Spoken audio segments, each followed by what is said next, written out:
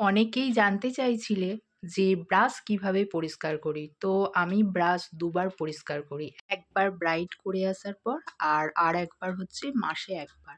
তো এখানে দেখো হালকা কুসুম গরম জল নিয়েছি যাতে হাত ডোবানো যাবে এরকম।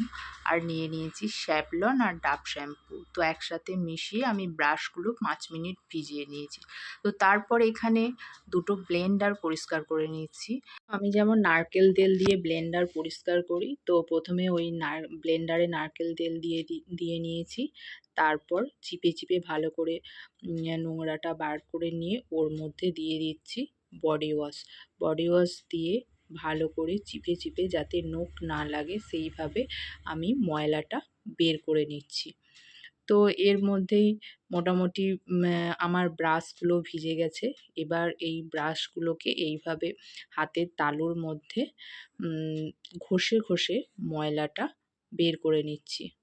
সব ব্রাশগুলোই আমি ওইভাবে ঘষে ঘষে পরিষ্কার করে নেব। তো দেখো ব্লেন্ডারগুলোর থেকে কত নোংরা ময়লা বের হয়েছে। এবার আমি মেকআপ ব্রাশ এবং ব্লেন্ডারগুলো ৫ থেকে ৬ বার জলে ধুয়ে নেব। তো ধুয়ে নেওয়ার পর এখানে দেখো একটা তোয়ালের মধ্যে মেলে দিয়েছি। তো তোয়ালের মধ্যেই আমি মেলে ঘরের আর্দ্রতার মধ্যে শুকাই। রোদে দিলে ব্রাশের যে তুলিগুলো ওইগুলো নষ্ট হয়ে যায়। তো কেমন লাগলো ভিডিও?